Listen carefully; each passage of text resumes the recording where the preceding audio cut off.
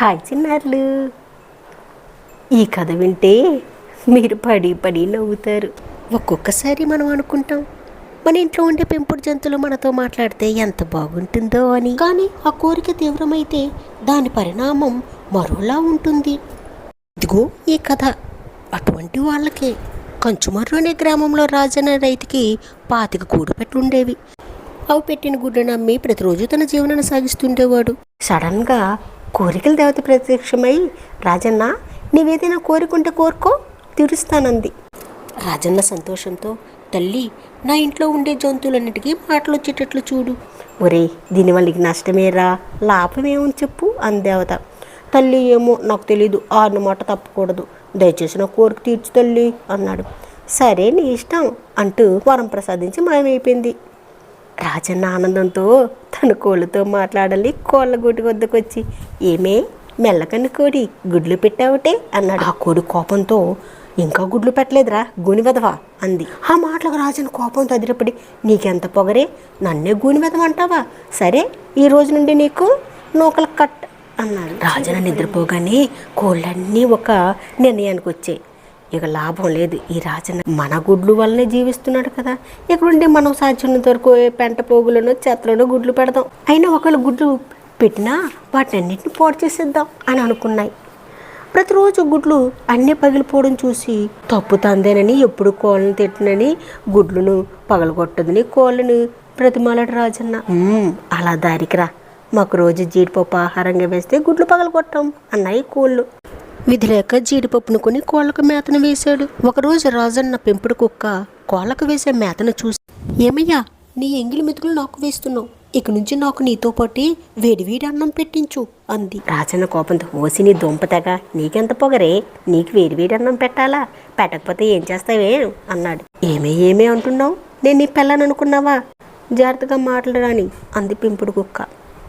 రాజన్న అక్కడే ఉన్న దుడ్డు కన్ను తీసి 4 బాదాడు. నిన్ను ఏమండి అని పిలవాలటే అన్నాడు రాజన్న. కుక్క, ఎప్పటికైనా నీపై కక్ష తీర్చుకుంటానులే అంటూ పారిపోయింది. చీకటి పడింది. రాజన్న మంచంపై పడుకుని ఏదో ఆలోచిస్తున్నాడు.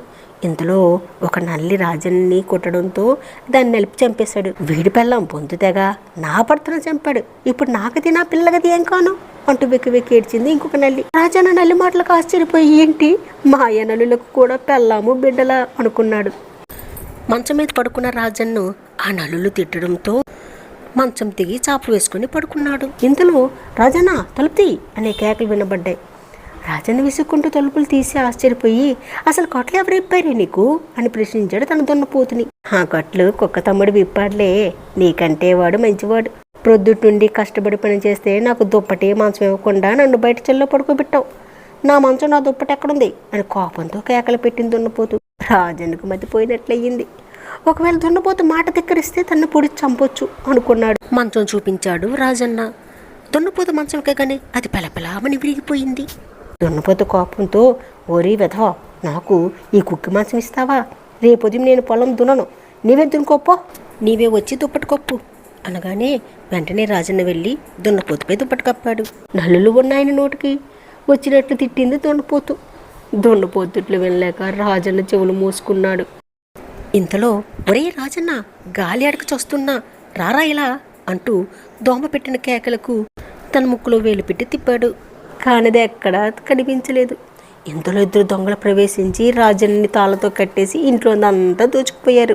లబోదిబొమ్మని ఏడుస్తూ, రాజన్న, అసలు ఎవరు ఈ తలుపులు తీశారు అన్న మాటలకు మూలన్న కుక్క బయటకు వస్తూ, నేనేంట్రా వెధవా, నా పగ చాలారింది అంటూ బయటకు పరుగు తీసి, నెలవారిన తర్వాత ఇరుగు పొరుగు వాళ్ళు వచ్చి రాజన్న కట్లు విప్పారు. రాజన్న ఆనాటి ఉదయం ధనం పోయినందుకు విచారిస్తూ భోజనం చేశాడు. కడుపు నొప్పితో రాజన్న అటూ ఇటూ దొరలసాగాడు. రాజన్న నోట్లోంచి నొరగలు రాసాగాయి. ఇంతలో రాజన్న ఇంట్లో ఉన్న ఎలుకలు సంతోషంగా అటు ఇటు పరిగెడుతూ, రాజన్న, మొన్న ఏదో మంది సన్నంలో పెట్టి మా బొరియల వద్ద పెట్టావు కదా, అది తిని వాళ్ళు కొంతమందిని చనిపోయారు, ముంచుకు వచ్చి మిగిలిన అన్నాన్ని జాగ్రత్త చేసి పొద్దుట నీ తినే అన్నంలో కలిపేశాం అంతే అంటూ ఎలుకలు పక్కపక్క నవ్వాయి. రాజన్న గిలగలా కొట్టుకుంటూ ప్రాణాలు వదిలాడు. చూశారా బాలలు, పనికిరాని వింత కోరిక వల్ల రాజును తన ప్రాణానికి ఎటువంటి ఉప్పు తెచ్చుకున్నాడు. మీకు ఈ కథ నచ్చిందా? నచ్చితే లైక్ చేయడం మర్చిపోకండి. Thank you, bye.